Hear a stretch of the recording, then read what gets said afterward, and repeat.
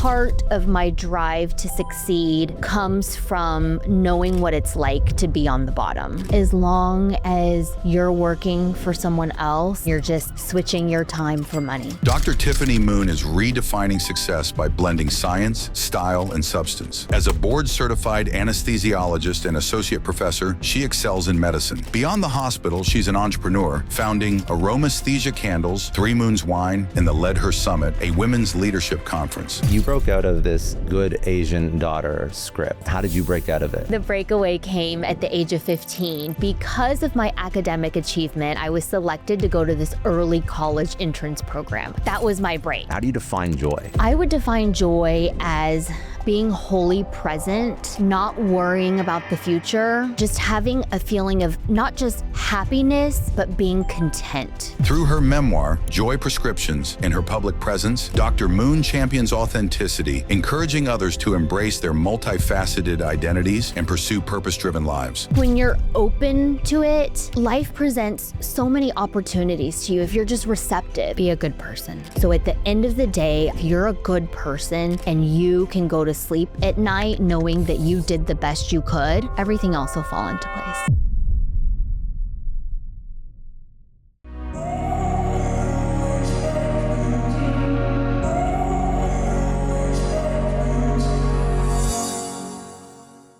Let's talk about this. So you arrived in America at the age of 6, not speaking any English.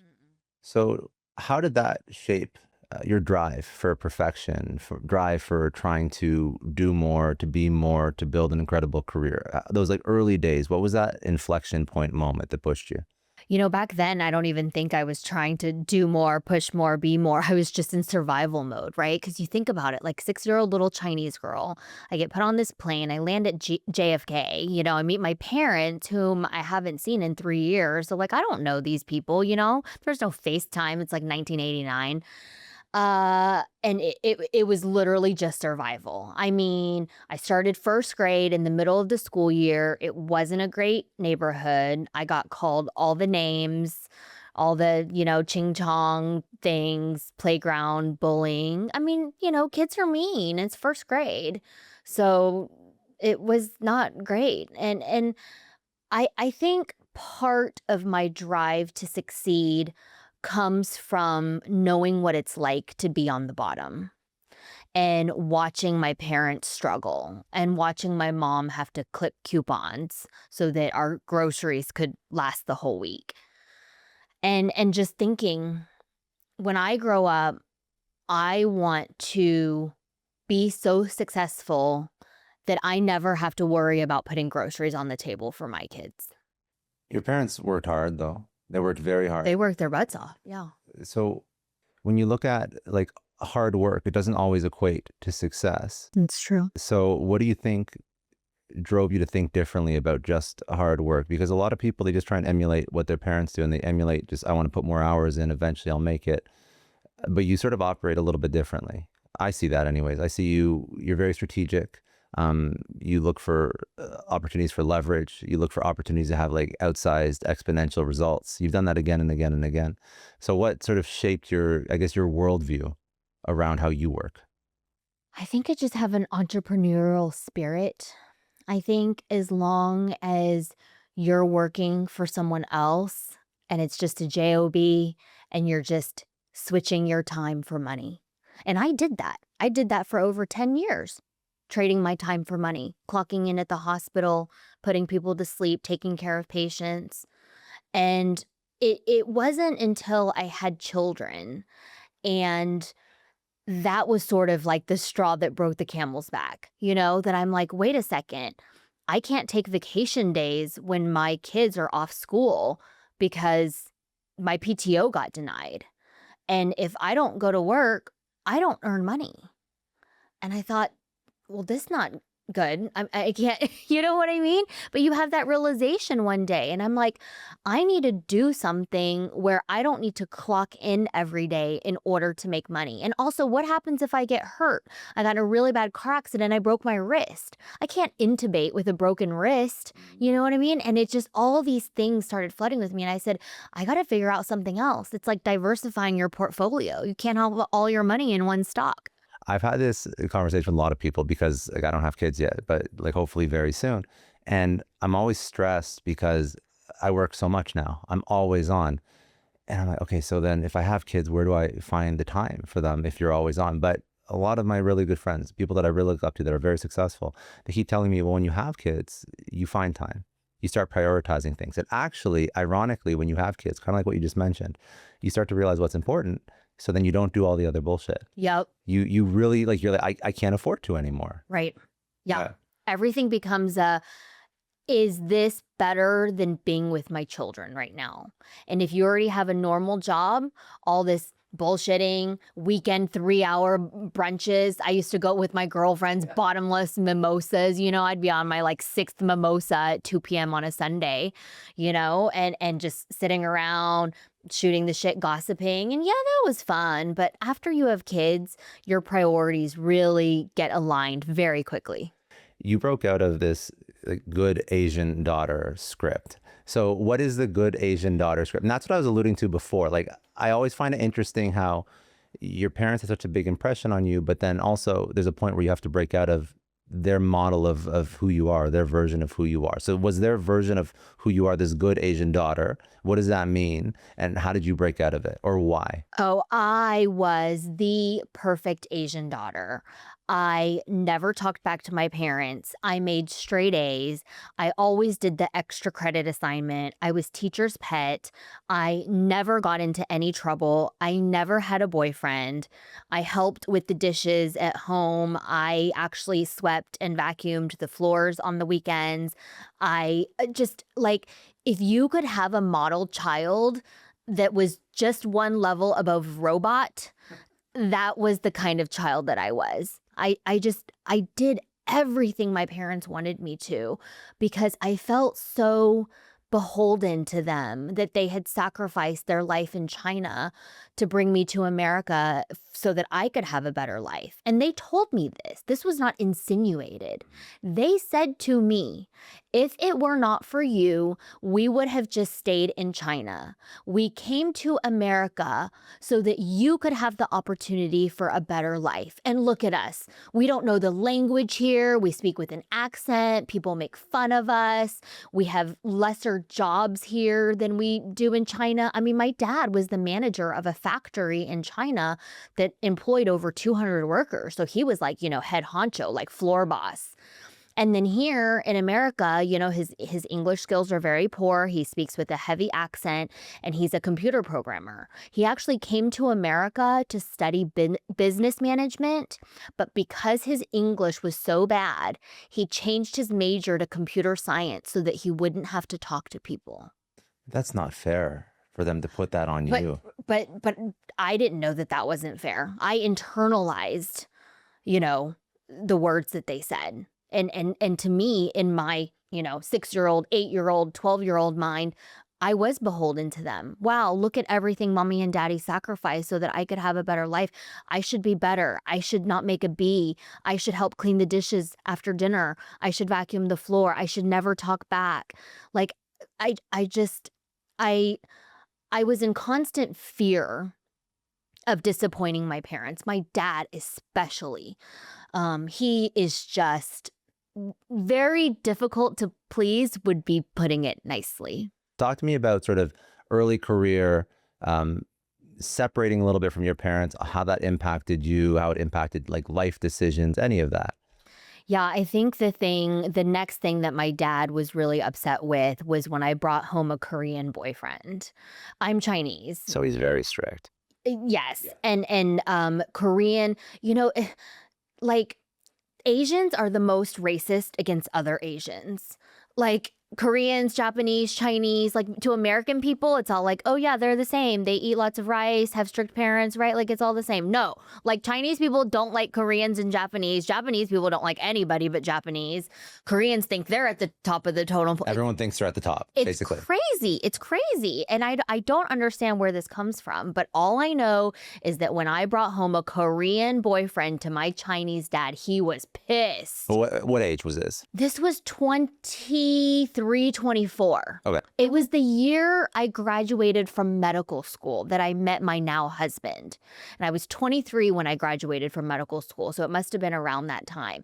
And it's not like I'm some 16-year-old prom date. Like, Daddy, this is, Brad. You're a doctor. I'm a freaking doctor. I'm 23 years old. I have an MD behind my name. And I'm like, Dad, I want to tell you something. Like, I kind of been seeing this guy. And then they were super pissed because he had been previously married with 2 kids from that marriage and was a decade older than me. And my dad just lost it. What do you think? Okay, so all these interactions with your family, I think they cause all these little traumas. Right. I think they cause little traumas that carry through your life, and you have to be super careful. If you don't address them, then it can impact everything. It can impact relationship with your husband, with your wife, with your kids. So I don't love that he keeps pushing you, like your dad keeps pushing you farther and farther away. But you're not going to change your life. You're going to keep building your life regardless. But what's the point when you sort of reconcile those differences? Or in the meantime, when your dad pushes you away, how does that impact your relationship? How does that impact your career? Does it at all?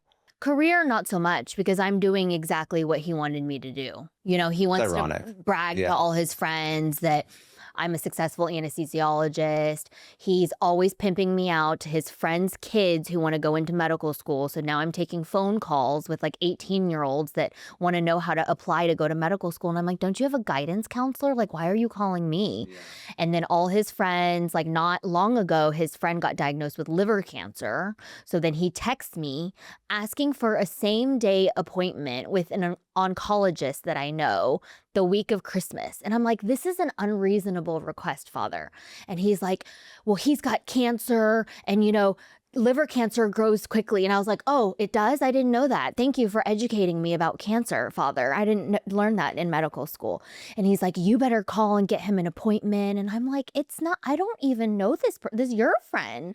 Why don't you call and get an appointment? So he always leverages my relationships and expertise to help his friends, which I'm happy to do, but it comes with a side of you better do this for me. It's not what he's asking necessarily, but the way in which he does it, I owe him something. So does that still go on to this day? Yeah, I've done a lot. I keep asking you if you fix the relationship, but it still sounds like it's not fixed. It's not fixed. And I just had lunch recently with my mother, and I kind of told her, I said, I went on a women's retreat not too long ago, and we did a lot of work on boundary setting. Boundaries is a very, in thing right now. And I was like, you know why I have no boundaries? Because they were never modeled to me as a child. My parents, they have no boundaries. They work all the time and they don't have boundaries with each other. They don't have social boundaries. And I'm like, I'm really going to work this year on setting some boundaries. And one of them is distancing myself from him a little bit. Because every time we interact, I leave the interaction feeling not good enough, pissed off, emotionally drained, and all those childhood traumas just flood me again. In spite of that, how do you find joy? How did you find joy? How did you overcome these traumas? How did you not let it impact your relationship with your husband, your relationship with people in your life?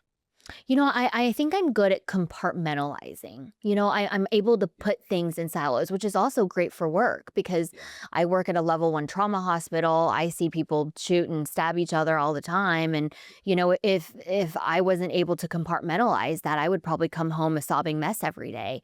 So I think I've compartmentalized my relationship with my father and put it here so that it doesn't affect my relationship with my husband or with my mother even, because she's still with him and I have a close relationship with her.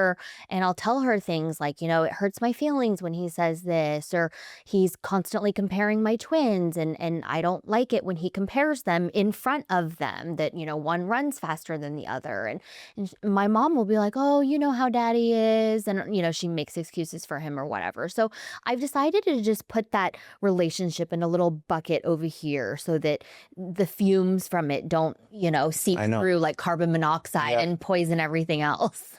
It's interesting though, because So I think that relationship, it turned you into like a high performance individual in everything in your life, because that's sort of what was modeled. It was like work, work, work, work, work, right? Yeah. So throughout sort of your life, you've realized at certain points that even high performance isn't always the best path forward. I think that now you have more balance in your life. I mean, there was one point where you were sleeping in your car between your shifts and you realized things like that weren't sustainable.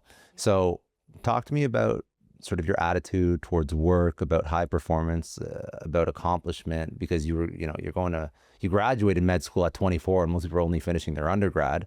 So obviously, like, you keep pushing yourself, but there's a time when that doesn't serve you anymore. Yeah, that was a hard pill to swallow. So I moved to America when I was 6 years old. I learned English. I went to the early college entrance program when I was 15, graduated from Cornell when I was 19, graduated from medical school at the top of my class at the age of 23, and then proceeded on to the best anesthesia residency program in the country at UCSF. Then got married and had twins by the time I was 30. And so I just felt like my whole life, it's like these boxes had been like a to-do list. Yeah. And I was like, check, go to college early, check, Ivy League, check, and my mom was like, there's no way you're going to be able to get married and have kids by the time you're 30. And for whatever reason, in accepted. The Chinese anti-folklore, if you're not, that's the expiration date. If you're not married by 30, it's like, oh, what's wrong with her? And then I got married and had twins. So I was like clocked in right at 30. So I felt like I completed the checklist. Yeah. And then I sat down one day and I was like, shit, I'm tired. Also, what am I doing? Like, I've done everything the people told me to, but why do I feel unfulfilled? I have no creativity in my life. All I do is work.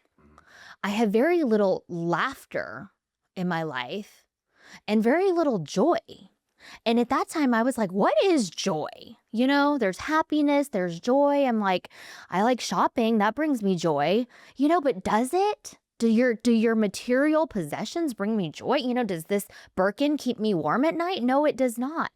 So that's when I had my midlife crisis, as my husband likes to call it. And I started going to therapy, listened to so many self-help podcasts.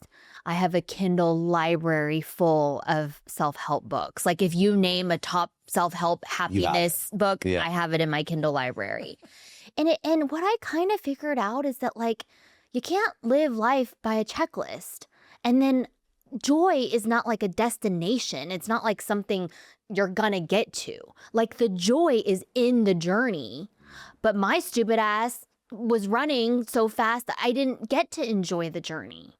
And then I got depressed.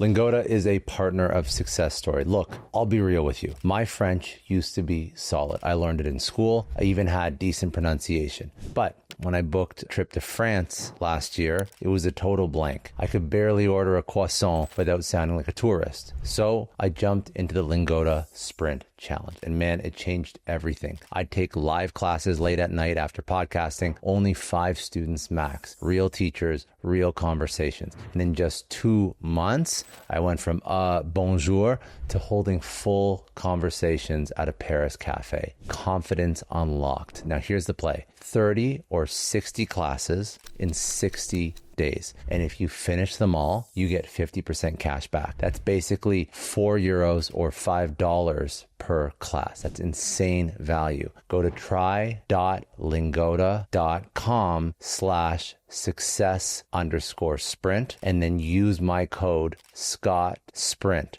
for an extra €20 off on top of their current deal. Let's get fluent. FreshBooks is supporting today's episode. And if you've ever wondered how successful entrepreneurs stay on top of their finances while growing their business, the answer is FreshBooks. The numbers don't lie. Over 30 million people have chosen FreshBooks, processing more than 60 billion in invoices and saving an incredible 192 hours every year on accounting tasks. Think about it. That's nearly 8 full days you could get back to focus on what really matters: growing your business. FreshBooks is more than just accounting software. It's your all-in-one financial command center. Create professional estimates, track time, automatically bill clients, and capture expenses on the go. Plus, it integrates seamlessly with over 100 business tools you already use, all backed by award-winning customer service. If you're ready to stop drowning in receipts and you're ready to stop chasing down payments, here's what I want you to do. Head over to freshbooks.com to start your 30-day free trial, no credit card required. And for all you success story listeners out there, I've got something special. Get an exclusive 60% off for 6 months when you visit freshbooks.com/pricing-offer. Transform your business with FreshBooks today. That's freshbooks.com/pricing-offer for 60% off. Today's episode is brought to you by Vanta. Now, listen up. This matters for your business. In today's digital landscape, security isn't optional, it's essential. Without it, deals stall, sales cycles stretch on, and scaling becomes very difficult. Now, why? Because investors, customers, and partners all expect businesses to demonstrate strong security practices before they commit. If you can't prove trust, you lose opportunities. So whether you're a startup founder trying to land that first big client or an established company scaling your security program, Vanta helps businesses of all sizes prove that they're trustworthy by automating compliance across 35 frameworks like SOC 2, ISO 27001, and HIPAA, the exact certifications your prospects are demanding. Here's why you need to pay attention. Vanta gives you back precious time that you're currently wasting on compliance. Their platform automates up to 90% of the tedious compliance work. It helps you respond to those endless security questionnaires up to 5 times faster, and it connects you with experts to get your security program running immediately. The results speak for themselves. A recent IDC report found that Vanta customers achieve over $535,000 per year in benefits, and the platform pays for itself in just 3 months. So you're going to join over 10,000 global companies like Atlassian, Cora, and Factory who use Vanta to manage risk and prove security in real time. And don't miss this. For a limited time only, my listeners can get $1,000 off Vanta. That's real money back in your pocket. Visit vanta.com/Scott right now before this offer expires. That is VANTA.com/Scott. So then what you don't want to do, though, in that case, is have a midlife crisis and like swing the whole other direction. That's also not good. People do that. I know people That's when do Real that. Housewives came in. I know. That's when Bravo TV knocked on my door and was like, "Are you having a midlife crisis? Oh. We would like to document that."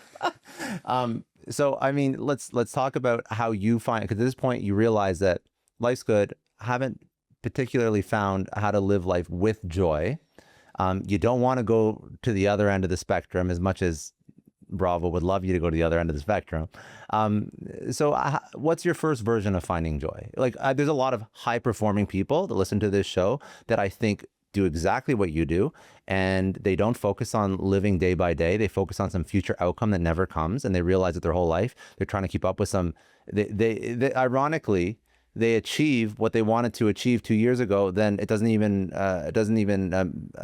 in their mind, they don't even realize that where they are now would have been a dream for them 2-3 years ago, and they've already set future goals, and then now they're upset that they haven't hit those future goals. And this is a very classic, I mean, I know you're entrepreneurial at the time you were a doctor, but it's a very classic entrepreneur problem, high performing person problem. Okay, so what are the steps? We could talk about Real Housewives if you want and what that meant for you and why you even did it.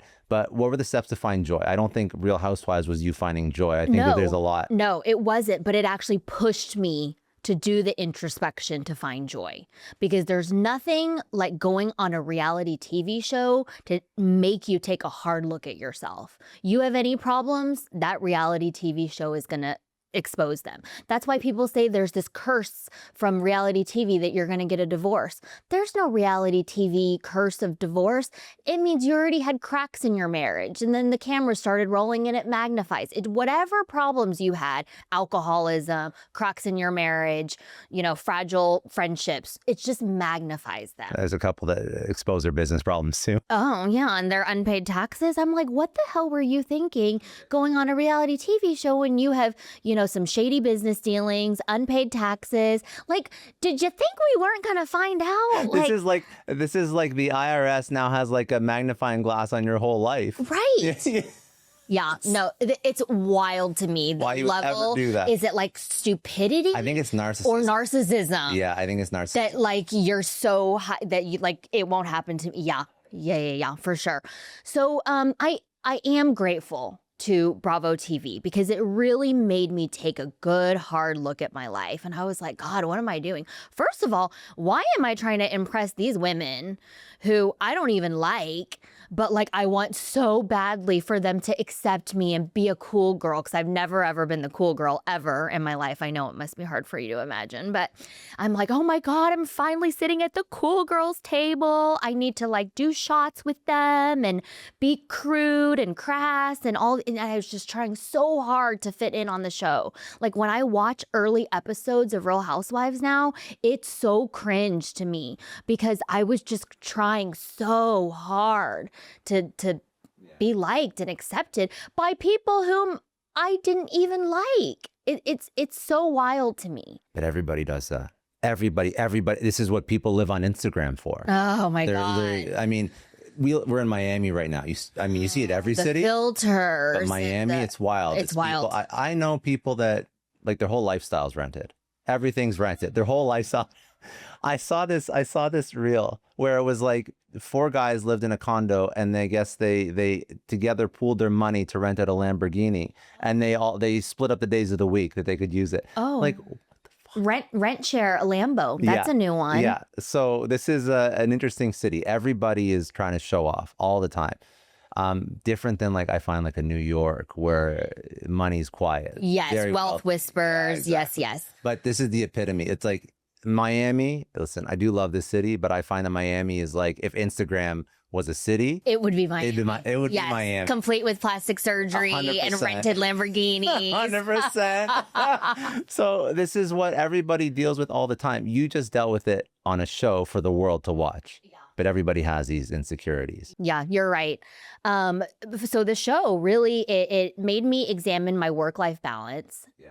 Because I was working like 60 hours a week. Even while filming, I was working full-time as an academic anesthesiologist, and then filming on nights and weekends. I barely saw my kids or husband, but filming is only 12 weeks. And I was like, you know what? I can do anything for 12 weeks, right? Like it's not that long.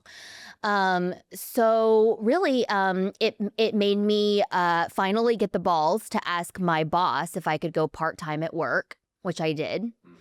And it freed up some time for me to explore some philanthropy that I wanted to do. And it actually freed up enough time and energy that I finally started working on my book in 2022. Is when I first started working on Joy Prescriptions. Now it's coming out in 2025. Yeah. That's how long it took. It's a lot. It's a lot to work on a book, by the way, because I know a lot of authors. It's not easy. Yeah. But I think that it's interesting that you started working on, Joy Prescriptions, the prescription for having joy in your life, when at that moment you were trying to find it yourself, which I think is actually the most compelling content.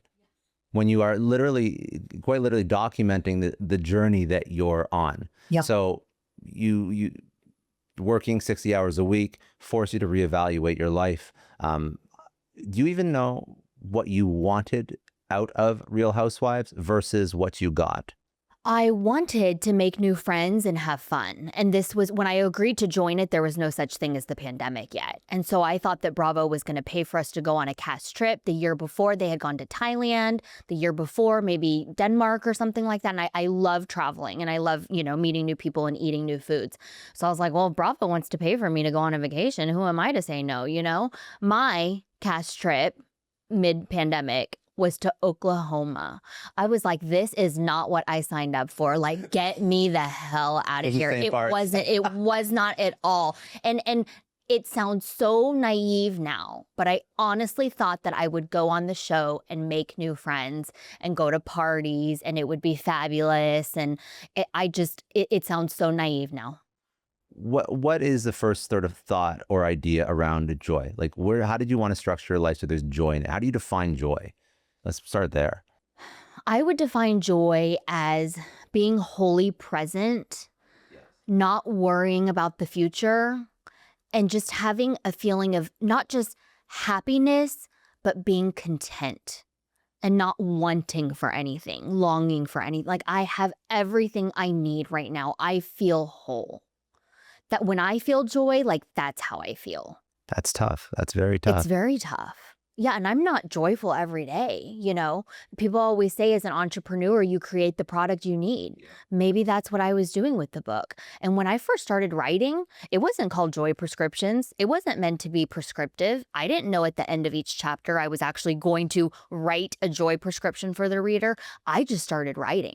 I mean, I wrote so much. I wrote basically my first memories of being in China living with my grandparents, because my parents moved to America when I was 3, but I didn't come till I was 6. So my first formidable memories, you know, around like 4 or 5 are like hanging out with my grandparents in China, going to the market, like that sort of thing.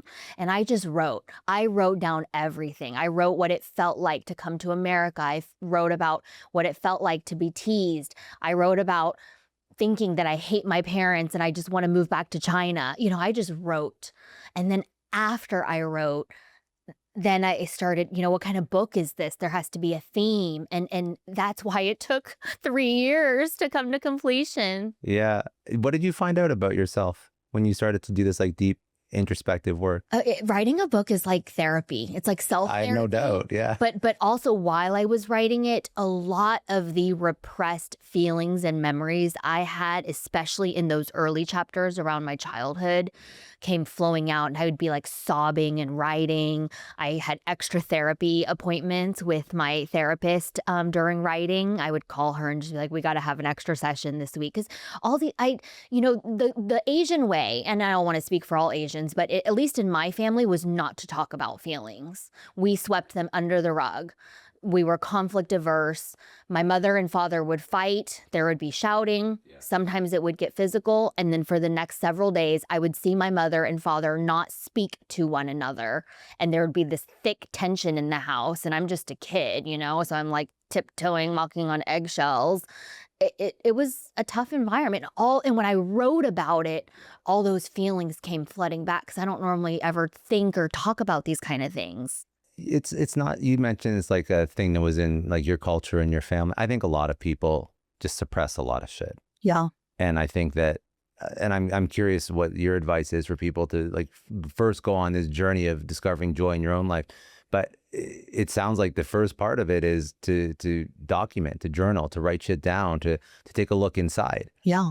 And don't be scared to unpack your childhood and what happened to you then and how it impacts you now, because all traumas, they just get stuck in your subconscious. Adds up. They say the body keeps the score, you know? Yeah. And I felt, I learned that you have to feel the feelings, because for so long I tried to not feel the feelings on purpose.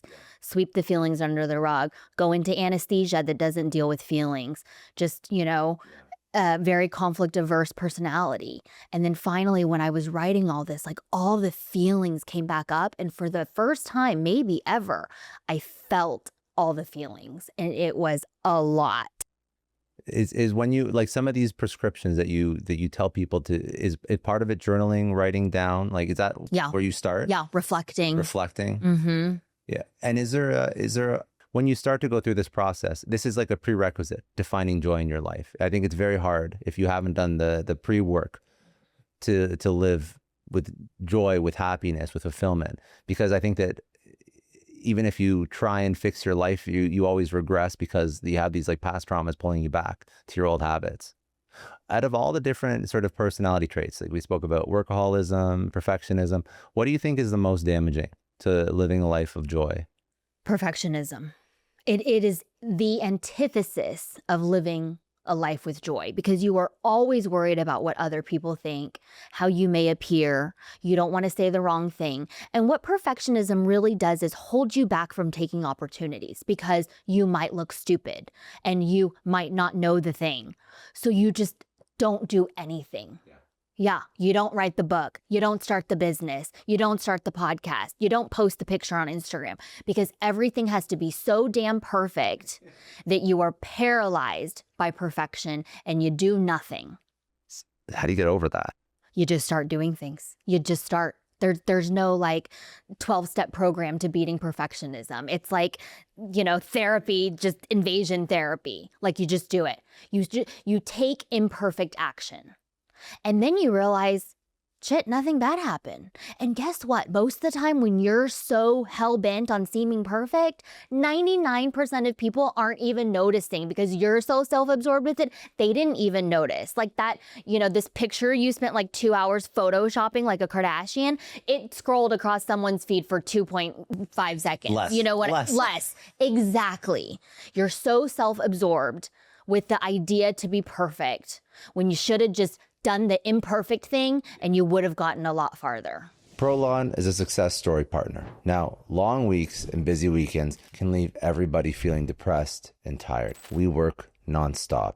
And that's why I love Prolon's 5-day fasting mimicking diet. I absolutely love this company. Let me explain how it works. Basically, they have a fasting mimicking diet that rejuvenates you from the inside out. They deliver plant-based soups, snacks, and drinks to keep your body in a fasting state while giving you the nutrition you need. And when your body's in a fasting state, this triggers cellular renewal, and it actually works. This is why I've loved intermittent fasting for so many years. This is the magic of Prolon. And the exciting news is they just launched their next gen 5-day program. It has all the benefits they had before, but now they have 100% organic ingredients in all their foods, better taste, and ready-to-eat meals that make the whole process easier. I tried the original Prolon program. I feel incredible whenever I do it. I personally can't wait to try this new and improved version. And if you've never tried them before, you are in for a treat because the old one was great. I can't even imagine how good this new Prolon 5-day program is going to be. And for a limited time, Prolon is offering Success Story listeners, you guys, 15% off site-wide plus a $40 bonus gift when you subscribe to their 5-day programs. Just go to prolonlife.com/Clary to get your 15% discount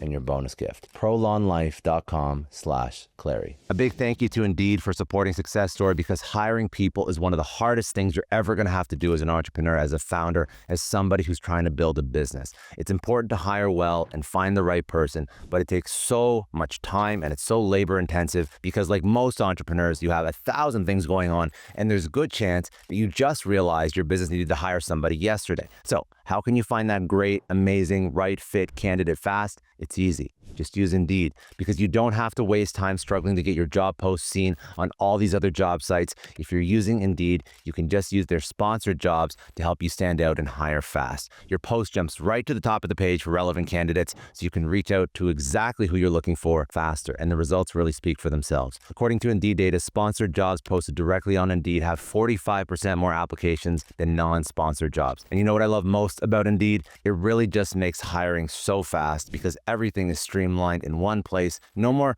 juggling multiple platforms or waiting weeks for the right candidate. And how fast is Indeed? In the minute I've been talking to you, 23 hires were made on Indeed, according to Indeed data worldwide. There's no need to wait any longer. Speed up your hiring right now with Indeed, and listeners of Success Story will get a $75 sponsored job credit to get your jobs more visibility at Indeed.com/Clary. Terms and conditions do apply. Just go to Indeed.com/Clary. A huge thank you to NetSuite for supporting today's episode. Now, what does the future hold for business? If you ask 9 experts, you're going to get 10 answers. Bull market, bear market, inflation up, inflation down. Honestly, at this point, you just need a crystal ball. But until we get one, over 41,000 businesses have found the next best thing. They future-proofed their businesses, their operations with NetSuite by Oracle, which is the #1 cloud ERP. Imagine having your accounting, your financial management, your inventory, your HR, all flowing together in one fluid platform. And here's what makes NetSuite different. It gives you one source of truth for your business. You get the visibility and control to make quick, confident decisions while others are guessing. You're working with real-time data, insights, forecasting. You're basically looking into the future of your business with actionable data, whether your company earns a couple million or even hundreds of millions. NetSuite helps you respond to immediate challenges and helps you grab your biggest opportunities. And speaking of opportunities, they put together the CFO's Guide to AI and Machine Learning at netsuite.com/Scott Clary. This is the playbook for understanding how to use AI for your business. The guide is free. That is netsuite.com/Scott Clary. What happens in your life after you go through this transformation? Talk to me about how you approach like new ideas. Now you're very entrepreneurial. Now you've launched a whole bunch of Yeah, because I'm like, why not? If it fails, I'll try something else. Not the end of the world. No, at least no one's dying, you know? I think when you're a anesthesiologist, you know, the bar is low because I'm like, well, at least no one died today. Yeah. I mean, that's a valid bar. That's Yeah. You understand that none of this shit is that serious. Yeah. Yeah. None of this shit is that serious. So now, I mean, so tell me what you've launched, just in terms of like what you've put your energy into, what's worked, what has, and I want to use it as a, like, I don't know, as an example for people that are sort of hesitant to do the thing. Yeah. My husband and I started a wine label called 3 Moons Wine. We make wine out of Napa and Sonoma. I have a luxury candle company called Aromasthesia. We just introduced a luxe collection.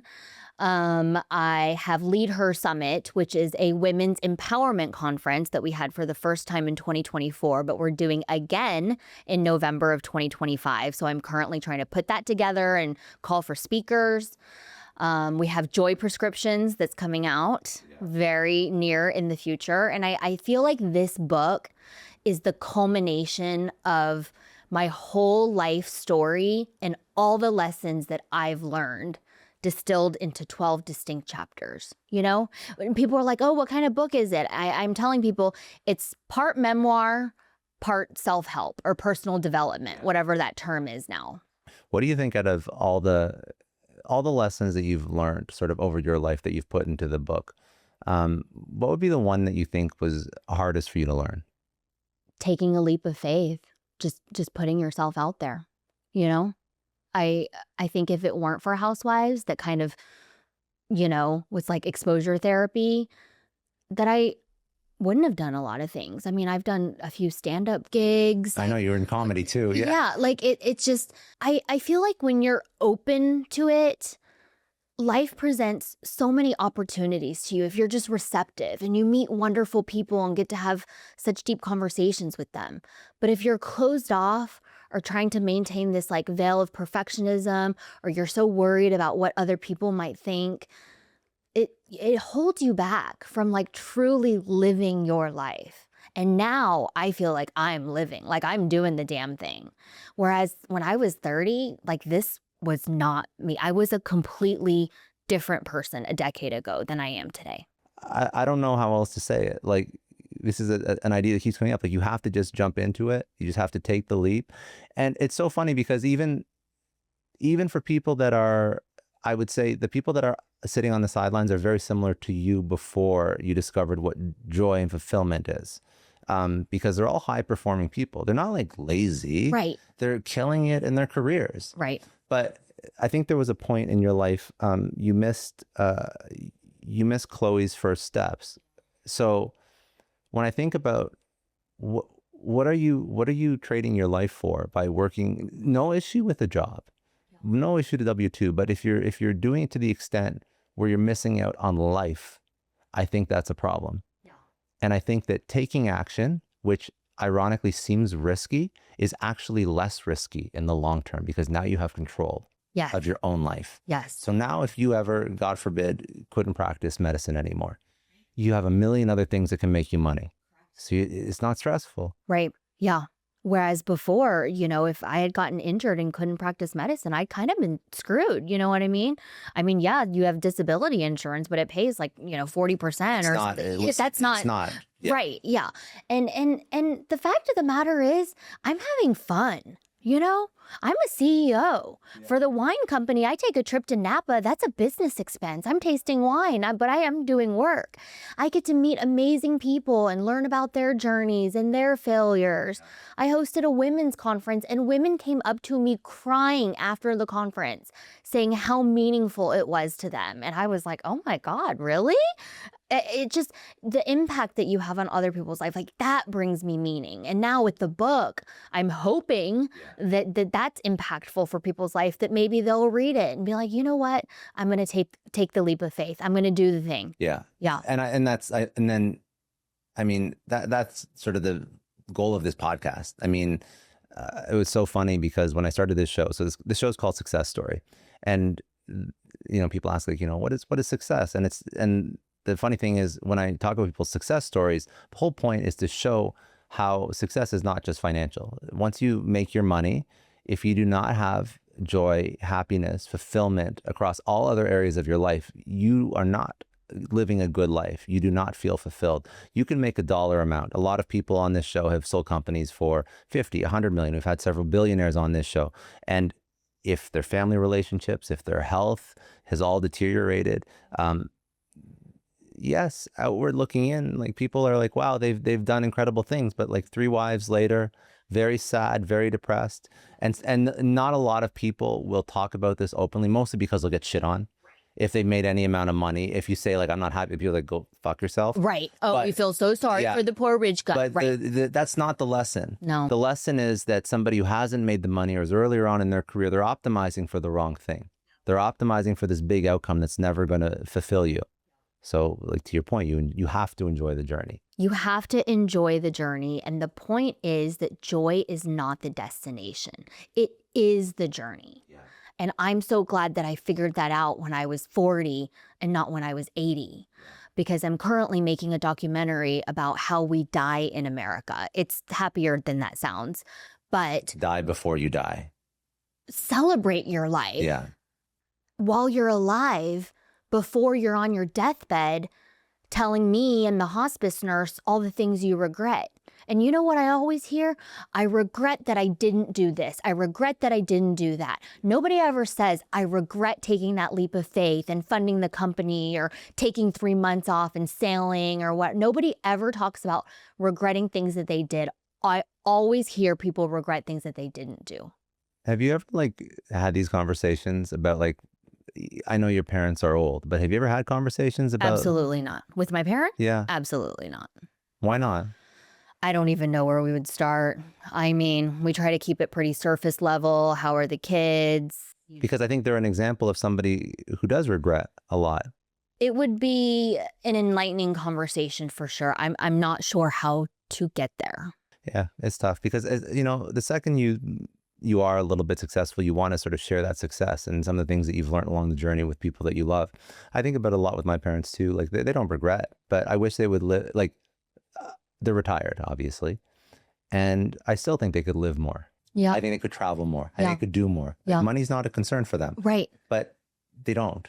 And it's frustrating. Same thing with my parents. I said, travel more, but they're going to Europe. I said, buy first class tickets. They can't. My mom said it's only 8 hours. If it's China, she'll sit in first class because it's like a 15-hour flight to Shanghai. Yeah, well, you're going to break your legs. Right. And she's going to get a pulmonary embolism, I'm worried, But they're just, she can't. And I'm just like, live life a little, Mom, go on that trip, splurge at dinner, get the lobster. And it's like, they can't.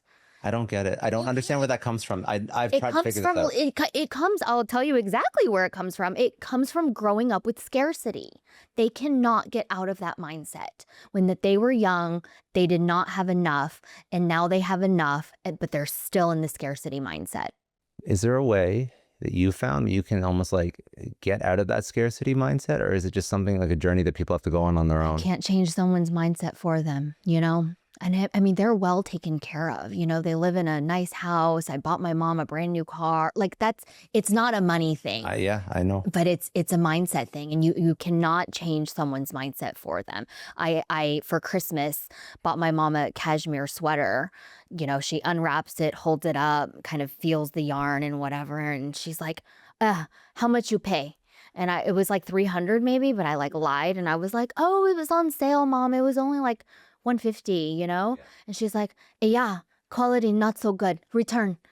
I was like, this is, forget looking a gift horse in the mouth. I mean, she's like, $150. No, I go to Kohl's, have better. Oh I'm like, you know what I mean? I'm trying to like buy her nice things. Yeah. And I bought her a Birkin once, you know? Yeah. She told me it was too heavy. The Birkin was too heavy. So she gave it back to me. I don't like, it's too heavy. I cannot wear on my shoulder. So she just makes things up. I mean, look, I was like, give it back, Mom. Just give it back. Yeah, I mean, Give it I'll back. take it. Yeah. There I was trying to be nice to her. Yeah. So I bought her a Chanel medium flat bag instead. But this is like 6 years ago. But it's just, she can't I know. live in the joy. But maybe she is joyful. I've never actually said to her, like, Mom, are you joyful? Like, we don't have these enlightened conversations. It's very like, what's for dinner?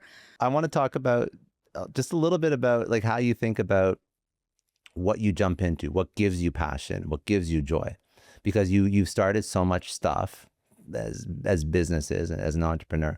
So what are some ideas about, okay, I found joy in my own life.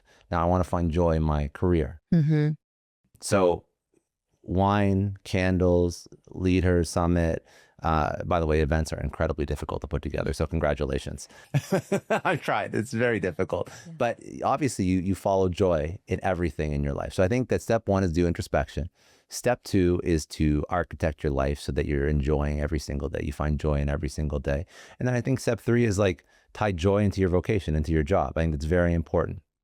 And that's where I think a little bit of entrepreneurship comes into it, and feeling safe, taking risk and taking a chance, because on the other side of that chance and that risk, that's where joy in your work comes. So how do you choose?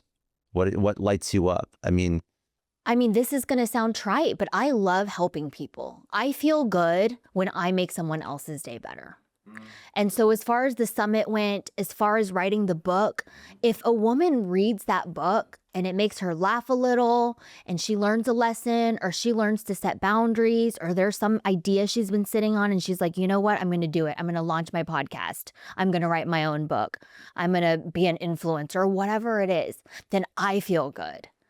Like I don't want to say that my whole worth is wrapped up in what I do for others, but it makes me feel good when I'm able to help other people.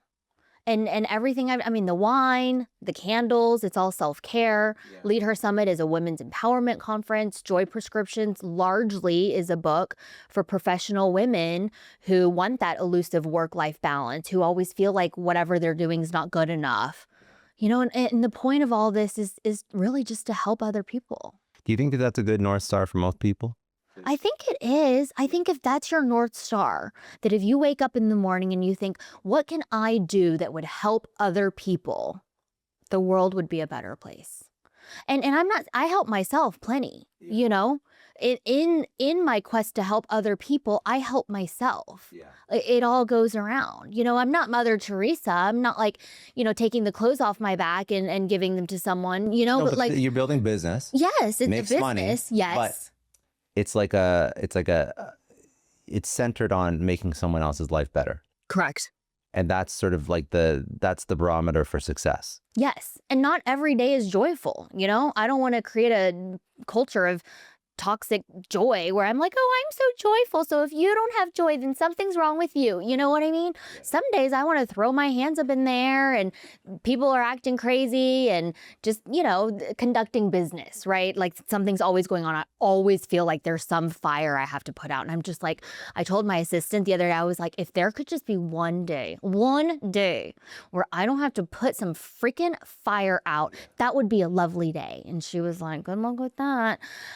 But it's just having an overall umbrella of joy. Like, this is my North Star, and I know I'm moving towards the right place, because when I hit the pillow at night, like, I generally feel like I did a good job that day. I love that. It's just, so I think that this is an idea that we've sort of danced around this, but it's finding joy in every single day. You have to find joy. You can't just find joy in big moments. Right. That's very important. Right. And I think that part of that is understanding that finding little bits of joy in your day to day. It could be, going outside, moving around, speaking to somebody who you care about, solving good problems that sort of progress you forward. It's not about there will never be hard work or there will never be things that go wrong. It's about understanding that you have to find bits of joy in every single day and not sort of postpone it. Yes, exactly. I think a lot of people do that. Yes. Because you mentioned toxic joy, which is, it's almost like you're naive, which is also not good. Right. Yeah, you have to find joy in everything, but not be naive. Right. And I think that's the best message. Yeah. What would be one more idea from your book that I didn't ask you about that you think is useful for the audience to hear?